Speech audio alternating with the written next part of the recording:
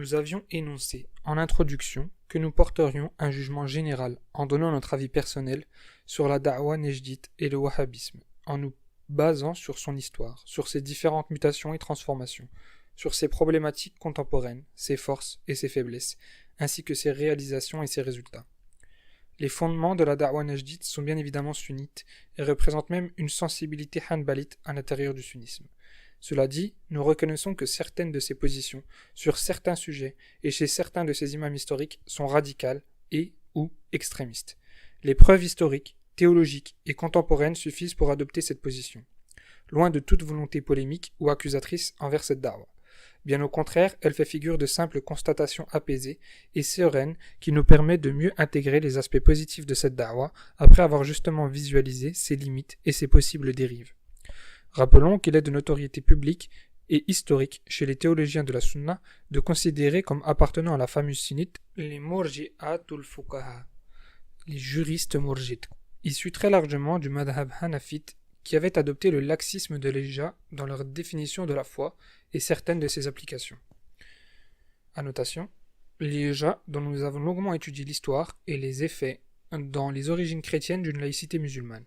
Paradoxalement et historiquement, il faut souligner que le madhab hanafite apparaît avoir été l'un des plus durs dans le chapitre de l'apostasie. Le théorème énonçant que plus on a une définition large de la foi, moins on est sensible à l'anathème n'est donc pas forcément vrai. De la même manière, nous pouvons considérer comme appartenant aux marges du sunnisme le radicalisme de certaines positions des imams historiques de la da'wa nejdite, eux-mêmes issus du madhab hanbalite, si l'on considère le sunnisme comme un prisme tolérant un certain nombre de nuances sur certaines problématiques.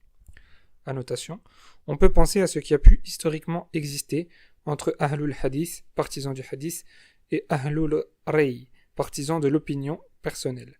Deux sensibilités du sunnisme parmi les premières générations, qui se sont longuement opposées sur la problématique du fiqh avant que l'imam Shafi'i ne rétablisse une position plus ou moins médiane, en recentrant toutefois l'importance du hadith et de sa littéralité. Fin de la notation. On peut alors considérer que ce jugement n'est pas dénué de logique, et surtout de justice et d'intégrité. Ainsi, sur la question des limites de la foi, de la mécréance et de l'apostasie formalisée par le takfir, la famille sunnite s'étendrait alors d'un bord à l'autre, des plus laxistes cherchant des excuses contestables jusqu'aux positions les plus extrêmes de certains imams de la da'wa du Nejd. À ce propos, le Cheikh al-Albani lui-même reconnaissait que la porte de l'excuse pour empêcher le takfir était exagérément étroite dans la da'wa nejdiya, alors que lui-même l'élargissait beaucoup trop en retour. Annotation: de manière générale, et très contrairement à l'image qui est véhiculée de lui par certains, le Cheikh al-Albani fut un grand critique, intègre et objectif de certains aspects du wahhabisme. Et dans un sens, nous rejoignons beaucoup de ses analyses qui relativisent le poids et l'importance de la da'wa nejdite et du Cheikh Mohammed ibn Abdel Wahhab. Il y aurait matière à écrire sur le Cheikh al-Albani pour révéler sa véritable nature et la complexité intéressante de toutes ses véritables positions concernant l'Arabie saoudite et le wahhabisme, et non le personnage décrit et construit de manière à flatter certaines passions partisanes. Fin de la notation. Les bienfaits du wahhabisme sont en réalité toujours les mêmes aspects positifs qui se retrouvent dans tous les mouvements sunnites qui font preuve et ont fait preuve dans l'histoire de militantisme afin de propager, protéger et imposer un projet islamique. La révolution wahhabite, petite annotation, nous paraphrasons délibérément le titre du livre du Cheikh Abdurrahman ibn Qasim, compilateur de Ad-Durar Us-Saniyya, intitulé Al-Thawra Wahhabiyya.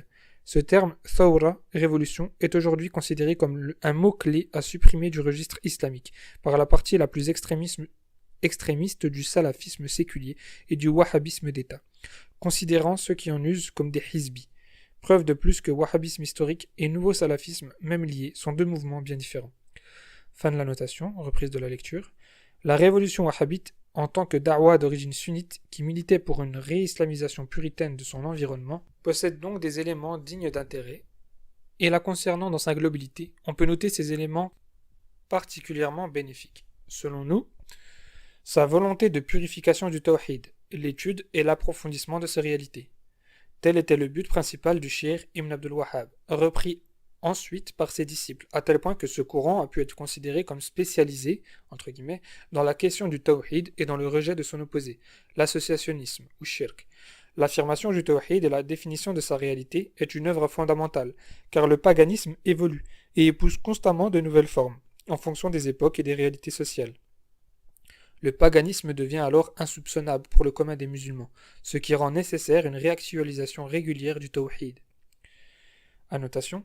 Le culte des morts, consistant à leur demander d'exaucer des vœux, à sacrifier des bêtes en leur honneur, à accomplir des circumambulations autour de leur tombe, ou à considérer leurs mausolées comme des sanctuaires, compte encore aujourd'hui parmi l'une des pires formes populaires de déviation pratiquées dans le monde musulman, certaines étant des formes de polythéisme. Le wahhabisme, par son effort d'ijtihad, s'est aussi intéressé au tawhid et au shirk au niveau législatif et politique, qui représentent une forme de paganisme indirect et institutionnalisé dans la plupart des États gouvernant le monde musulman, en accordant à l'homme le pouvoir sans limite de créer les lois dictées par sa seule raison ou passion, annulant et abolissant les principes législatifs islamiques.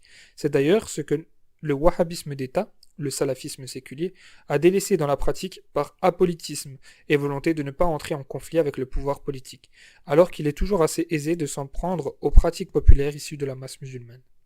Fin de la notation. Deuxième point positif, son attachement au Coran et à la Sunna. Le Coran et la Sunna représentent les fondements de l'islam, sans lesquels rien n'est envisageable pour la croyance sunnite. Le wahhabisme a rappelé avec force l'absolue primauté de ces deux sources, en insistant sur le fait que tout avis humain ne peut pas être placé au-dessus de ces textes, et que l'interprétation nécessaire ne servait qu'à approfondir et préciser le texte, et non à en modifier le sens. Troisième point positif, sa volonté de dépasser le cloisonnement des écoles. Après une période d'intense productivité juridique, les écoles avaient sombré dans le formalisme et le traditionnalisme, étouffant le fiqh et sclérosant l'ijtihad. À cela s'ajoutait l'esprit d'imitation aveugle et le sectarisme d'école. Le wahhabisme, comme d'autres courants, a essayé de casser ces barrières en inculquant l'idée que seule comptait la recherche de la vérité et la vie le plus conforme, au-delà de l'appartenance aux différents madhhabs. Autre point positif, son combat contre les hérésies dans la croyance et dans la pratique. La protection de l'intégrité et de l'intégralité du dogme sunnite orthodoxe contre les innovations, bid'a, fut l'un des plus grands objectifs de la da'wa nejdite. Elle a rejeté pour cela tous les actes et pensées qui n'étaient pas fondés sur des preuves textuelles. Autre point positif, sa revivification du patrimoine théologique et intellectuel, les anciens, les salafs. C'est pour cela que le wahhabisme a revivifié l'école des écoles, qui, contrairement au dire de certains, n'est pas seulement assimilable à une époque bénie, mais c'est bien plus un ensemble d'enseignements et de méthodes issus de différentes personnalités, aussi riches et profondes que diverses, qui ont posé les bases et les fondements de toutes les sciences religieuses. Petite annotation, nous pensons à la réplique du feu Ramadan al-Bouti au Cheikh al-Albani, considérant les salafs salih seulement comme une époque, un temps respecté, mais révolu. Cette réponse est bien entendu au-dessous de la réalité. Cela reviendrait à dire que les Lumières ne sont qu'une période en Europe occidentale, sans considération pour les idéologies et les principes philosophiques institués par cette époque et ses éminentes personnalités. Ce serait n'avoir ici qu'une vision simpliste, très étroite de cette époque, en plus d'être fausse. Fin de la notation. Cette revivification ne veut pas dire une nouvelle imitation, mais plutôt donner un souffle nouveau à l'islam, en s'inspirant des travaux, des analyses et des méthodes de ces générations, au-delà de leur propre tradition scolastique. Le wahhabisme a été l'une des causes de revitalisation de l'islam sunnite au niveau mondial, en réinsulfant chez les musulmans un esprit et une pratique puritaine, de même qu'un puissant vecteur d'islamisation dans le monde dominé par l'Occident. D'un autre côté, outre la dérive issue d'une partie extrême de l'ijtihad, de la da'wa najdite et du wahhabisme historique, il y a d'autres éléments négatifs à souligner qui accompagnent très souvent ce courant. Premier point négatif, croire que le wahhabisme et les partisans de la sunna attachés à la voie des pieux prédécesseurs sont une seule et même entité. Le wahhabisme est issu du hanbalisme, qui est l'une des 4 écoles du sunnisme. Si le wahhabisme peut être considéré comme ultra-orthodoxe du fait des caractéristiques positives que nous avons détaillées plus haut, il ne représente pas l'exclusivité des musulmans attachés au sunnisme, tel qu'il a été défini, compris et expliqué par les anciens, salaf salih. Cette idée étroite et sectaire est issue du discours historique véhiculé par l'Arabie saoudite depuis sa création. Elle exclut, même involontairement, les autres écoles et courants qui s'affilient au dogme sunnite et contribue à rétrécir le vaste patrimoine sunnite orthodoxe. On peut donc être sunnite sur la voie des anciens, salaf, sans être adepte de la da'wa nejdite, de la même manière qu'il a existé des hanbalites appartenant à l'école d'Ibn Taymiyyah, qui étaient non wahhabites, voire hostiles au wahhabisme. Si le wahhabisme fait partie de la famille de l'orthodoxie sunnite, suivant la voie des salaf salih, l'inverse n'est pas obligatoire. Or, c'est l'une des prétentions fausses et sectaires qui accompagnent souvent cette da'wa. Autre point négatif, le wahhabisme facilite l'exagération du rôle et du poids de l'Arabie saoudite en négligeant le patrimoine sunnite orthodoxe des autres régions du monde musulman. Étant né au Nejd et ayant contribué à créer l'Arabie saoudite moderne, le wahhabisme a tendance à surévaluer le rôle historique et islamique du pays dans le monde musulman contemporain. Comme l'État saoudien, ayant lui-même investi depuis sa création des sommes colossales pour la diffusion et la propagation du wahhabisme assimilé au salafisme, il a pu saoudiser une partie de l'islam sunnite. De plus, le wahhabisme d'État cultive la soumission politique et religieuse envers la famille régnante et la défense des intérêts du royaume qu'il assimile à des intérêts islamiques, alors que d'autres traditions sunnites orthodoxes qui se sont épanouies dans d'autres pays, entre parenthèses Maroc, Tunisie, Mauritanie, Égypte, Syrie, Palestine, sous-continent indien, etc., sont dangereusement marginalisées par le hanbalisme wahhabite saoudien. Autre point négatif, la création d'un nouveau taqlid remplaçant le taqlid traditionnel. Malgré le discours officiel sur la nécessité de combattre le sectarisme d'école et le taqlid, le wahhabisme d'État a créé un nouveau taqlid à son propre avantage. Le hanbalisme wahhabite ayant débordé de ses frontières initiales grâce au pétrodollar, ses sympathisants considèrent les ulémas saoudiens ou ceux s'alignant sur les référents saoudiens comme les seules autorités religieuses légitimes de l'islam sunnite.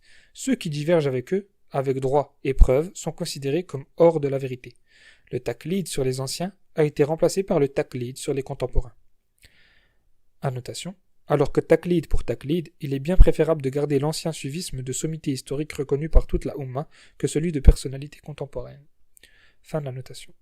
La forme extrême de ce taqlid amène fatalement au sectarisme le plus primaire, renforcé par une vision très étroite de l'orthodoxie sunnite, en divisant ses rangs pour de simples querelles théologiques.